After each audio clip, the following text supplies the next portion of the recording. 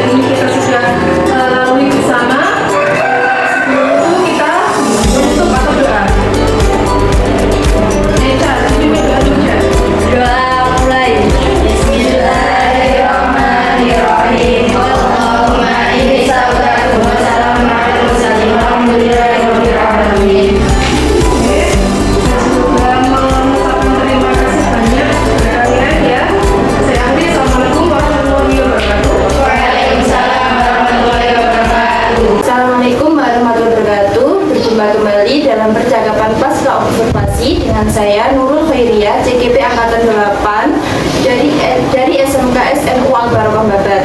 Di sini saya masih ditemani dengan Ibu Fatimatul Inia selaku guru yang telah diobservasi dalam kegiatan supervisi akademik. Dan di sini saya juga ditemani oleh Bapak Zainuddin Purnomo selaku pengajar praktik dalam pendidikan guru penggerak Angkatan 8. Dan bagaimana kabarnya Pak? Oke. Alhamdulillah sehat ya. Oke, baik Bu ya. Di percakapan pasca observasi ini saya akan memberikan beberapa pertanyaan untuk mengevaluasi terkait supervisi akademik yang sudah kita lakukan kemarin ya. Jadi tujuannya di sini untuk mengevaluasi sejauh mana proses pembelajaran yang sudah Ibu lakukan. Untuk pertanyaan yang pertama, ini bagaimana perasaan Ibu terkait dengan jalannya kegiatan observasi kelas yang sudah berlangsung kemarin? Oke, baik. Terima kasih Bu Nurul. Kemarin awal-awalnya mungkin saya agak tegang ya, tapi alhamdulillah kemarin berjalan dengan lancar. Oke, berarti berjalan dengan baik Ibu. Iya. Mungkin bisa diceritakan kembali ya, diceritakan kembali untuk area pengembangan yang sudah Ibu lakukan di dalam kelas, mungkin dari tahapan atau langkah-langkah pembelajaran yang sudah Ibu lakukan kemarin di dalam kelas. Baik Bu Nurul. Untuk tahapan sendiri di sini saya mengacu pada modul ajar saya. Nah, untuk area pengembangan mungkin di sini ada dua, yaitu area pengembangan pengetahuan dan juga area pengembangan keterampilan. Nah, untuk pengetahuan sendiri yaitu di sini peserta didik mampu menjelaskan proses bisnis di bidang pemasaran secara menyeluruh pada berbagai jenis usaha. Dan untuk yang kedua yaitu keterampilan, peserta didik ini dapat membuat ilustrasi tentang konsep pemasaran tersebut. Baik, oke. Berarti untuk area pengembangan terkait dengan pengetahuan dan keterampilan ya. Nah, menurut Ibu sejauh mana area pengembangan yang sudah Ibu sampaikan tadi, apakah sudah berhasil di dalam kelas atau belum? Baik Bu. Menurut saya alhamdulillah sudah berjalan dengan lancar, tetapi ada sedikit kendala atau hambatan. Oke, berarti sudah dilakukan dengan baik dan sukses ya. Tapi masih ada sedikit kekurangan. Menurut Ibu apa yang menjadi hambatan atau kekurangan selama Ibu melakukan proses pembelajaran di kelas ini? Oke baik Bu. Untuk kekurangan atau hambatan itu mungkin sering terjadi ya. Tidak hanya saya, melainkan Bapak Ibu guru yang lainnya mungkin mendapati hal tersebut yang sama dengan saya. Nah di sini tuh masih ada beberapa siswa yang tidak ingin terlibat dalam suatu KBM, suatu pembelajaran. Artinya di sini tuh tidak banyak ya, sedikit siswa yang tidak aktif di dalam kelas seperti itu. Baik, jadi di sini ada beberapa siswa yang tidak mau terlibat, jadi kurang aktif dalam proses kegiatan belajar mengajar atau mengandalkan temannya. Gitu. Jadi menurut Ibu apa yang menjadikan siswa tersebut menjadi seperti itu? Ya, baik. Mungkin dalam pembagian kelompok kemarin kan terlalu banyak Bu. Jadinya menjadikan salah satu dari mereka itu bergantung kepada anggota yang lain seperti itu. Mungkin untuk kedepannya saya akan membagi kelompok sesuai dengan minat dan bakat anak tersebut. Jadi minat dan bakat anak tersebut serta juga gaya belajar audiovisualnya seperti itu. Oke, baik Bu, berarti untuk rencana ke depan Ibu ya dalam pembelajaran ke depan mungkin untuk menyesuaikan gaya belajarnya ada visual, audio, dan kinestetik itu ya Bu ya? Baik Bu. Oke. Mudah-mudahan apa yang nanti Ibu rencanakan dapat terrealisasi dan memberikan konsep pembelajaran yang lebih baik lagi. Nah, dibandingkan dengan pembelajaran yang kemarin ya Bu ya? Iya Bu. Saya tunggu cerita Ibu tadi apakah bisa direalisasikan atau tidak. Kira-kira kapan ya Bu Ibu akan melaksanakan perubahan itu? Jadi Bu, insya Allah secepatnya saya akan realisasi. Baik Bu, terima kasih banyak untuk jawaban-jawabannya ya. Sama-sama. Oke, mudah-mudahan apa yang menjadi rencana Ibu ke depannya bisa segera terrealisasi. Oke, baik, selanjutnya saya akan memberikan kesempatan kepada Bapak Zainuddin Purnomo selaku pengajar praktik untuk memberikan umpan balik terkait dengan kegiatan percakapan pasca observasi ini. Baik, terima kasih Bu Nurul. Jadi menurut saya kalau percakapan pasca observasi itu kan memang materinya rutin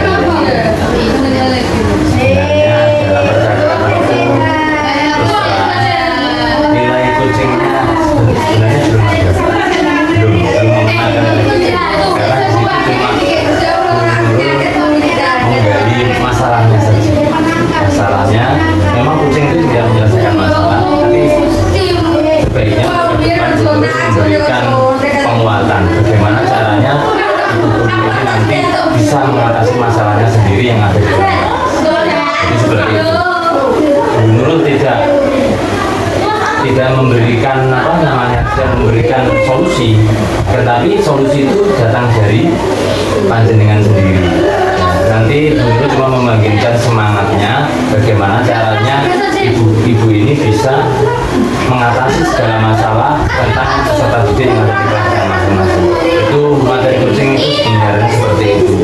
Ya, tadi cuma masalahnya saja, tapi Ibu Nurul belum mengacu ke bagaimana caranya ibu ini lebih bersemangat dalam mengelola kelasnya. Karena saran yang disampaikan Bu Nurul belum tentu bisa panjenengan terapkan di kelas.